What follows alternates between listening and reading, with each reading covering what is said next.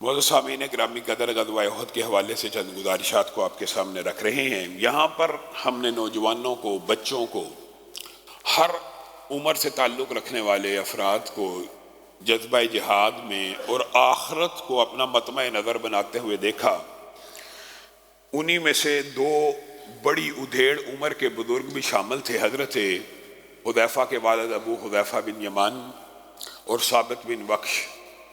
ان دونوں بزرگوں نے آپس میں مشورہ کیا کہ اب تو ہم بستروں پہ بھی پڑے رہیں تو موت نے آ لینا ہے، تو بہتر ہے کہ اللہ رب العزت کے حکم کے مطابق جہاد کرتے ہوئے، حالانکہ ان کے پاس بھی عذر موجود تھا، عمر گزر چکی ہے، بوڑھے ہیں، خمیدہ کمر ہے، عمر رسیدہ ہیں، صحیح طرح تلوار بھی چلا نہیں سکتے، نہ شریک ہو، لیکن رسول اللہ صلی اللہ علیہ وسلم سے اجازت لے کے شریک ہوئے۔ اور ان کا واقعہ بیان کرنے کا ایک خاص مقصد بھی ہے۔ حضرت حذیفہ کے والد کو جو بھگدڑ مچی تھی آپ کے سامنے احد کے میدان میں، جب پیچھے سے حضرت خالد ابن ولید نے حملہ کیا تھا مسلمانوں کے لشکر میں، تو آپ کو یہ بتلایا تھا کہ حضرت حذیفہ کے والد مسلمانوں ہی کی تلوار کی زد میں آ کے شہید ہو گئے تھے۔ تو اس کے بعد یہاں پہ ایک بہت بڑا فقہی مسئلہ بھی ہے۔ رسول اللہ صلی اللہ علیہ وسلم نے حضرت حذیفہ کو کہا تھا کہ آپ نے باپ کی جو دیت ہے وہ مسلمانوں کی طرف سے بیت المال سے ادا کی جاتی ہے، آپ لے لیں۔ تو حضرت حذیفہ نے کہا تھا یہ غلط فہمی کی بنیاد پہ ہوا، اور مسلمان ان کو شہید نہیں تھے کرنا چاہتے، چونکہ غلطی کی بنیاد پہ ہوا اس لیے میں یہ خون بہا معاف کرتا ہوں۔ گویا اگر کسی مسلمان کا ایسا قتل ہو جو قتل خطا بھی ہو اور اس کے اندر غفلت بھی موجود نہ ہو، تو اس کا خون بہار ریاست ادا کرنے کی پابند ہوتی ہے۔ ایک ہے قتل خطا بطور ایکسیڈنٹ ہے، ایک بچہ گاڑی چلا رہا ہے، اس کی عمر لائسنس کے اعتبار سے نہیں ہوئی، وہ اگر گاڑی کے نیچے کسی شخص کو دے گا تو یہ نہیں دیکھا جائے گا جس کی غفلت تھی یا نہیں تھی، اس سے خون بہا لیا جائے گا اسی سے۔ اور اگر اس کے پاس نہ ہو تو پھر ریاست اور اس کے کنبے قبیلے والے خون بہا ادا کریں گے۔ لیکن یہاں پہ مسئلہ یہ ہے کہ یہاں پر قطعی طور پہ کوئی غفلت نہیں ہے، اور بالکل خطا بھی ایسی ہے کہ دشمن سمجھ کے یا پہچانتے نہ ہوئے یہ حملہ کیا گیا، اس لیے رسول اللہ صلی اللہ علیہ وسلم نے ان مسلمانوں سے خون بہا کا مطالبہ نہیں کیا، بلکہ کیا ریاست اس کا خون بہا ادا کرتی ہے، آپ لے لیں۔ تو حضرت حذیفہ نے یہاں پہ وہ خون بہا بھی معاف کیا، اور ثابت بن وقش بھی اس مارکے میں شہید ہو گئے۔ غزوہ احد کے اندر ایک دو اور واقعات بھی ایسے ہوئے۔ ایک تو ابو عزہ جہمی کا جو واقعہ میں نے بدر میں آپ کے سامنے رکھا تھا کہ رسول اللہ صلی اللہ علیہ وسلم نے اس شاعر کو چھوڑ دیا تھا، معاف کر دیا تھا، لیکن یہ شخص احد کے میدان میں دوبارہ آیا اور رسول اللہ صلی اللہ علیہ وسلم کے خلاف، مسلمانوں کے لشکر کے خلاف دوبارہ شاعری کرنے لگا۔ یہ رسول اللہ صلی اللہ علیہ وسلم کے ہاتھ جب احد کے مارکے کے بعد لگا تو اس نے پھر رسول اللہ صلی اللہ علیہ وسلم کے سامنے اسی طرح کے اشعار پڑھنا شروع کر دی، آپ کی تعریف کرنا شروع کر دی۔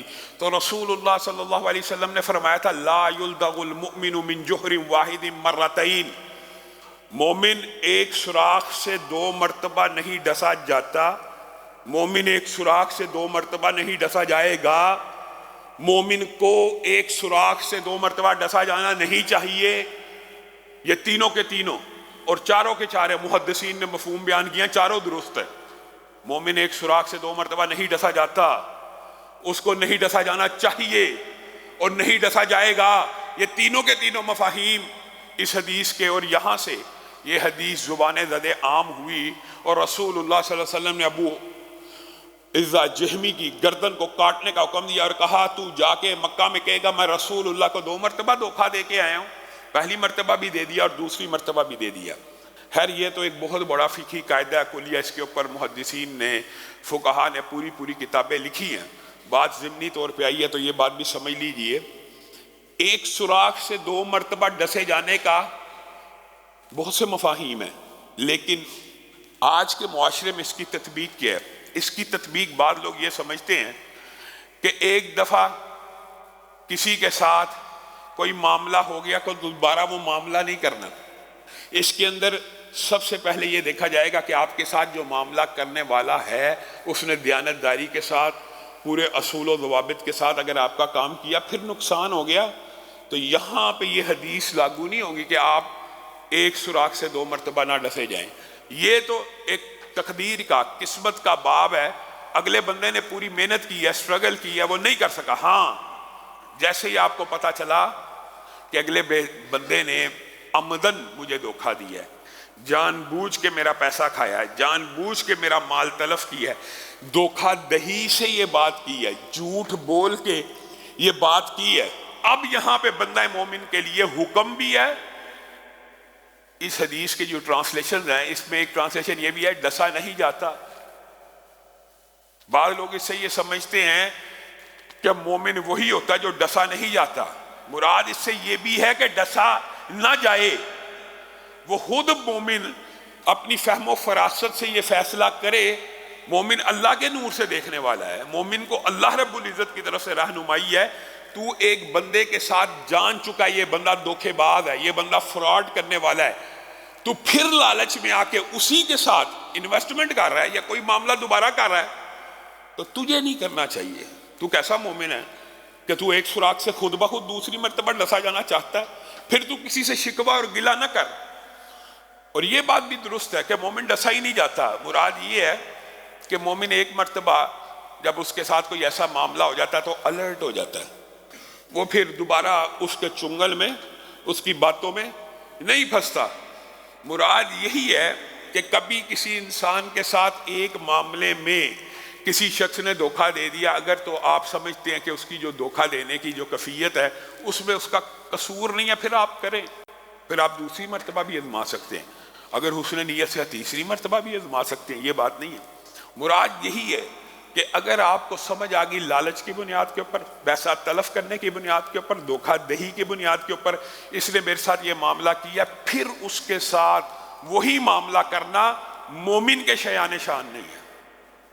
کیوں؟ اللہ رب العزت نے آپ کو بتا دیا، دکھلا دیا، ایک باری بات کھول دی. اب آپ کی مرضی، آپ آنکھ دیکھ کر اپنی آنکھوں سے کنویں میں چھلانگ مارنا چاہتے ہیں تو مار لیں، پھر آپ اپنے ایمان کے اوپر نظر دوڑائیے. ایک نیکی جو ہے انسان کے اندر روشنی، اور ایسی یہ خیر ایک لمبا چوڑا باب ہے، آپ نے یہ حدیث سنی ہے کہ ایک نیکی دل میں ایک سفید نقطہ ڈالتی ہے. وہ سفید نقطہ کیا ہے؟ روشنی ہے. نیکیاں کرتا چلا جاتا ہے انسان، روشنی بڑھتی چلی جاتی ہے. بعض ایسے اولیاء اللہ اور نیکی کرنے والے، نیکی کے اوپر مداومت کرنے والے ایسے ہوتے ہیں کہ بیٹھے یہاں پہ ہوتے ہیں اور ان کی نیکیوں کا نور اور ان کی نیکیوں کی روشنی پورے عالم میں پھیلی ہوتی ہے. اور بعض ایسے بدقسمت ہوتے ہیں کہ ان کی روشنی اتنی بھی نہیں ہوتی کہ اپنا جسم ہی روشن ہو سکے یا گرد و نواح ہی صرف روشن ہو سکے. اور قرآن پاک میں بھی یہ آیات موجود ہیں کہ کل قیامت کے دن جو بغیر روشنیوں کے افراد ہوں گے وہ مومنوں کو وعدے دے رہے ہوں گے، رکو، ٹھہرو ذرا، اپنی روشنی میں ہمیں بھی یہ پل صراط طے کرا دو، اپنی روشنی میں ہمیں بھی یہ ظلمت کی جو طریقیاں، ٹھہر جاؤ، رک جاؤ، ذرا آہستہ چلو، ہم بھی تمہارے نور اور تمہارے جسموں سے اور تمہارے اعمال کی روشنیوں میں اپنا سفر طے کر لیں. جنتی کیا کہیں گے؟ لوٹ جاؤ، واپس جاؤ اس دنیا میں. یہ روشنی وہاں سے ملتی ہے، یہ روشنی آج یہاں نہیں کمائی بھی، یہ اس دنیا میں لوٹ جاؤ، اس دنیا میں جا کے اپنی روشنی کما لو. اسی لیے رسول اللہ صلی اللہ علیہ وسلم نے کہا تھا تاریک نمازوں کے نمازیوں کو مکمل روشنی کی بشارت ہو. تاریک نمازیں کون سی ہیں؟ ہاں مغرب کے وقت بھی تاریکی ہو جاتی ہے، لیکن تاریک نمازیں عشاء کی ہے، فجر کی ہے. جاؤ، رسول اللہ صلی اللہ علیہ وسلم نے کہا تاریک نمازوں کو پڑھنے والوں کو، تاریک وقت میں جو نمازیں ہیں وہ جو ادا کرتے ہیں ان کو قیامت کے دن مکمل نور کی بشارت دے دو، مکمل نور کی. وہ کوئی نہیں گھبرائیں گے، وہ ذرہ برابر نہیں گھبرائیں گے اپنے نور میں. وہ ظلمت کے اندھیرے یا جو ظلمت کی طریقیاں، اور جب روشنی گل ہوگی، کوئی روشنی نہیں ہوگی، صرف ہر انسان کو اپنے ہی اعمال کی روشنی میں چلنا پڑے گا. اس دن کے لیے وہ جو روشنی ہے وہ آپ نے اسی دنیا سے لے کے جانی ہے. بات آئی ہے ضمنی طور پہ، تو یہ بات سمجھ لیجئے. یہاں پہ کوئی 40 سال کا بیٹھا ہے، کوئی 30 سال کا، کوئی 50 سال کا، کوئی 60 سال کا. رسول اللہ صلی اللہ علیہ وسلم نے کیا کہا تھا؟ میری امت کی عمریں 60 سے 70 کے درمیان ہوں گی، اور اس سے اوپر تو کوئی جائے گا، میری امت میں سے کوئی جائے گا. 30 سال کے بیٹھے، 40 کے، 50 کے. حقیقت دیکھی جائے تو یہاں پہ صرف 40 برس بعد، تقریباً اوسطاً کہہ رہا ہوں، بچوں کو نکال دیجئے، 40 برس بعد اس مسجد میں شاید ہی کوئی نمازی جو آج بیٹھا ہو دوبارہ اس طرح بیٹھا ہو، مشکل ہے۔ یہ رسول اللہ صلی اللہ علیہ وسلم کی حدیث بھی ہے، اللہ کی سنت بھی ہے، چلے جانا ہے۔ 40 برس بھی نہیں رہے، 50 برس لگا لیجئے، 60 برس بعد تو شاید ہی کوئی بچہ بھی یہاں پہ دوبارہ موجود ہو، کوئی بھی نہیں ہوگا، کسی نے بھی نہیں رہنا۔ اور اگر آپ یہ سمجھتے ہیں کہ آپ نے اپنے بچوں کی بڑی اچھی تربیت کی، یا کرنی چاہیے، اس پہ اعتراض نہیں ہے، آپ دنیا سے چلے جائیں گے تو وہ آپ کے لیے دعائیں کریں گے، اچھی تربیت ہوگی، کریں گے، لیکن کتنی دیر کریں گے؟ آج کل انسان تو 5 وقت کی نماز کے لیے مشکل سے وقت نکالتا ہے، 5 وقت کے لیے، اللہ کے لیے اتنا سا ٹائم ہے بس، اللہ کے لیے جو خالق ہے مالک ہے اس کے لیے یہ ٹائم ہے۔ تو باپ کے لیے ظاہر ہے جو نماز پڑھنے آئے گا 5 وقت، اسی میں سے کچھ وقت ماں باپ کے لیے دعا کر دے گا۔ آپ جو ساری زندگی اپنے بیوی بچوں کا پیٹ پالنے کے لیے حلال و حرام کی تمیز بھی نہیں کرتے، وہ آپ کے لیے کیا کریں گے؟ کتنا عرصہ کریں گے؟ 10 سال، 20 سال؟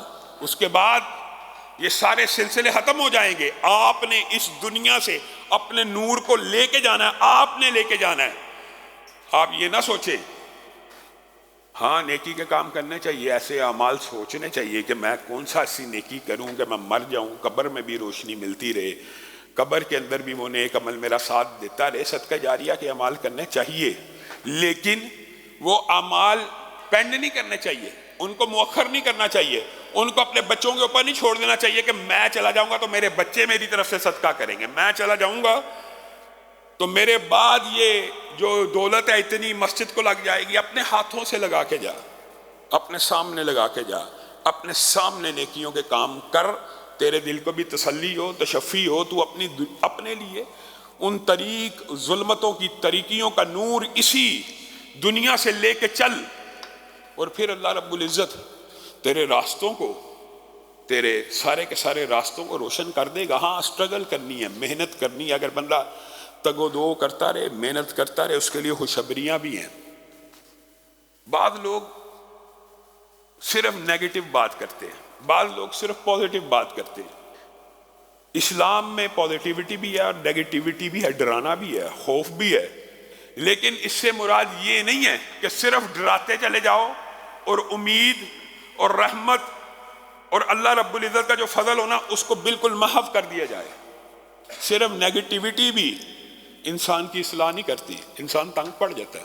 آپ انسانی فطرت اور مزاج کو دیکھ لیجئے، اگر آپ کے اوپر تنقید ہوتی رہے گی، آپ کو ڈرایا ہی جاتا رہے گا، آپ ایک دن بیدار ہو جائیں گے، آپ کہیں گے یہ تو منفی گفتگو ہوتی ہے، صرف ون سائیڈڈ گفتگو ہے۔ ہاں دونوں چیزوں کو لے کے چلیں کہ ٹھیک ہے اللہ کا خوف ہے، اللہ کا ڈر ہے، اس کا حال یہ ہے کہ اللہ کی عبادت چھوڑ دی جائے، اس کا حال یہ اللہ کی زیادہ عبادت کی جائے، پھر جب عبادت کر لی جائے تو پھر یہ امید بھی رکھی جائے اللہ تو ان عبادات کی وجہ سے میرے گناہوں کو معاف کرے گا، اللہ یہ عبادات تیرے لیے ہو رہی ہیں، یہ اسٹرگل محنت تیرے لیے ہو رہی ہے، تو پھر انسان کو یہ تسلی بھی ہونی چاہیے، تشفی بھی ہونی چاہیے، رحمت کی امید بھی ہونی چاہیے۔ یہ ہر وقت خوف اور رجا کے درمیان انسان کی کیفیت ہونی چاہیے، خوف بھی اور امید بھی ہو، امید بھی اللہ رب العزت سے تگڑی ہونی چاہیے۔ رسول اللہ صلی اللہ علیہ وسلم نے اسی لیے بعض صحابہ کو یہ کہہ دیا تھا کہ جاؤ امت کو یہ بشارت دے دو، اس کے اندر خوشخبری ہی تو تھی، وہ الگ بات ہے صحابی نے سوچا، حضرت عمر نے روک دیا کہ اگر یہ بشارت دے دی تو لوگ ایسا نہ ہو کہ عمل کرنا چھوڑ دیں، تو صحابی نے پھر بھی بتلا دیا کہ کہیں ایسا نہ ہو کل قیامت کے دن پوچھ ہو جائے کہ رسول اللہ نے تو حکم دیا تھا تو میں نے پہنچائی نہیں۔ گویا یہ امید اللہ کے فضل و کرم سے برقرار رہنی چاہیے کہ اگر ہم نے اپنے اعمال کے اندر شرک کو شامل نہ کیا، اسٹرگل کرتے رہے، محنت کرتے رہے، وہ جو ایک دروازہ ہے اللہ کے ساتھ کنیکشن کا، اس کو بند نہیں کرنا چاہیے۔ اللہ کے ساتھ کنیکشن کا جو دروازہ ہے وہ نماز ہے، وہ تلاوت قرآن ہے، وہ ذکر ہے، یہ دروازہ کبھی بند نہیں کرنا چاہیے، کبھی بند نہیں کرنا چاہیے۔ اور کئی مرتبہ میں بعض غیر مسلموں کے جو انٹرویوز ہیں وہ سن رہا ہوتا ہوں تو میں دیکھتا ہوں ان میں بڑی بڑی کئی مرتبہ عمدہ باتیں ہوتی ہیں، ہم نے اسلام قبول کیسے کیا۔ ان میں سے ایک نو مسلم نے یہ بات بھی کی تھی کہ میرا ایک ساتھی تھا، وہ میرے ساتھ کلبز میں بھی جایا کرتا تھا، پبز میں بھی جایا کرتا تھا، میں غیر مسلم تھا، وہ مسلمان تھا، لیکن جیسے ہی نماز کا ٹائم ہوتا تھا وہ کہتا تھا ٹائم، مجھے کہتا تھا وقت ہو گیا اللہ کے سامنے پیش ہونے کا۔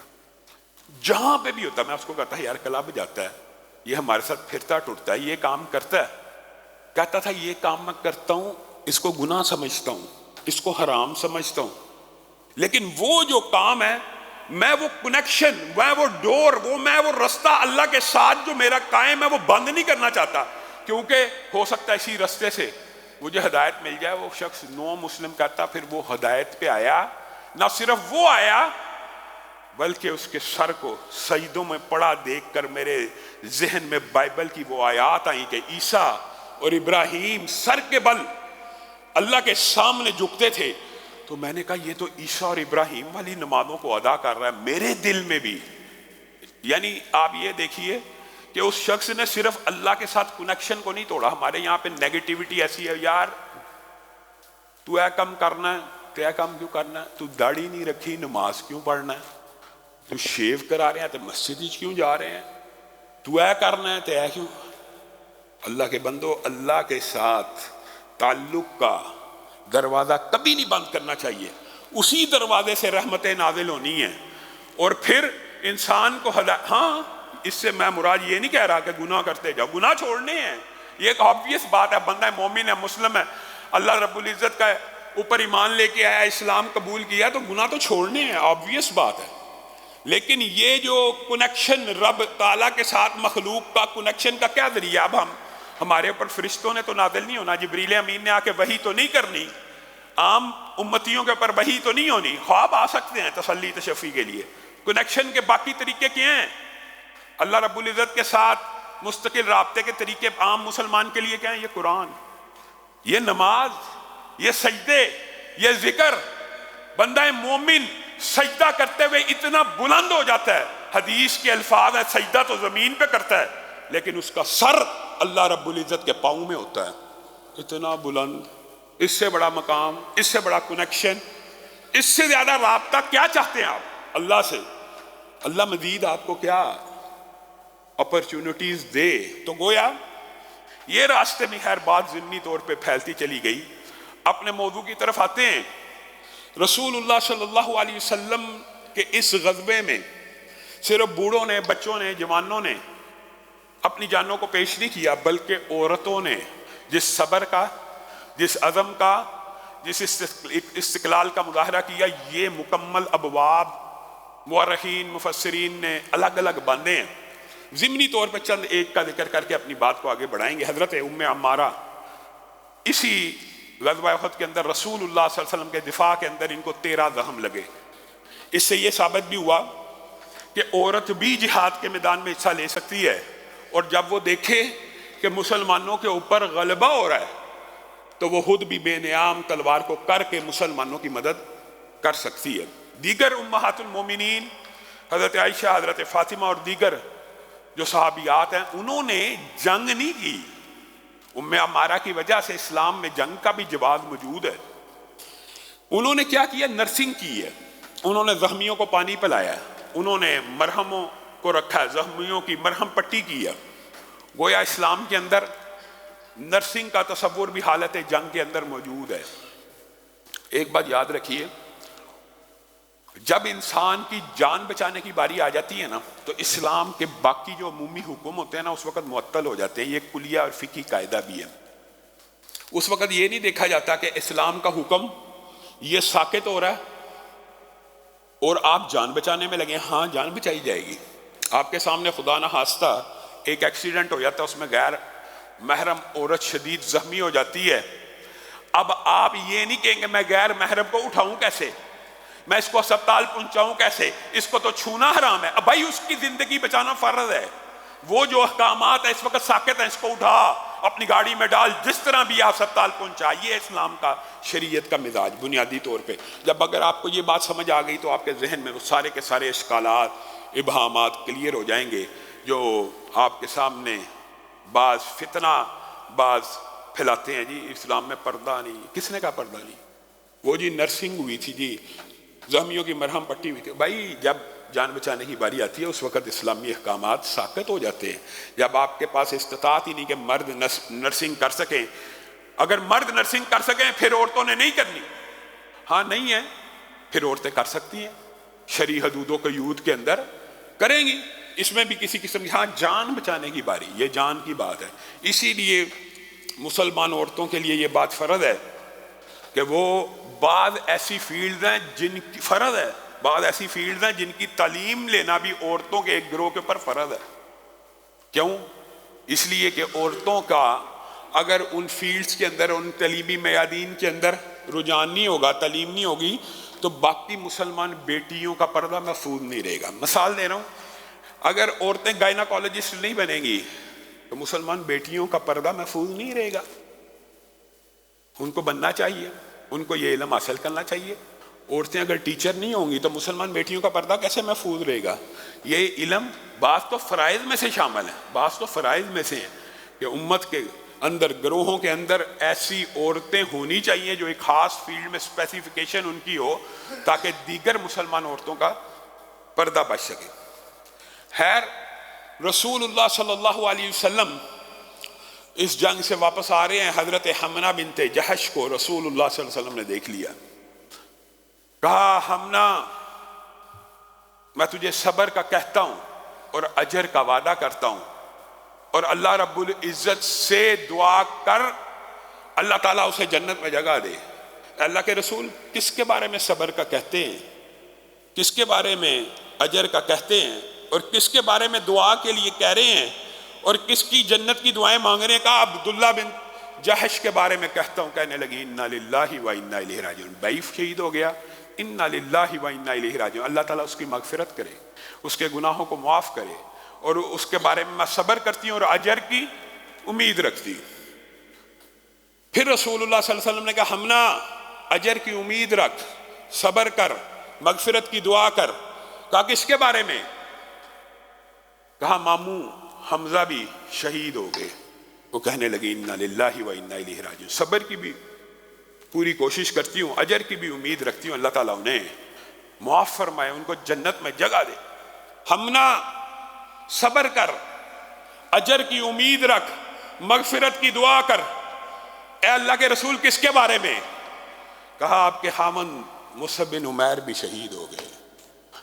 حضرت حمنہ نے یہاں پہ اونچی آواز میں ایک آواز نکالی، زاروں کی طرح رونا شروع ہو گئی اور پڑھنے لگی انا للہ و انا الیہ راجعون.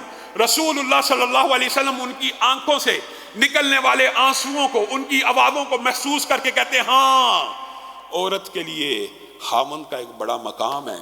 بھائی کی بات آئی تھی، حمنہ نے مکمل صبر کیا تھا.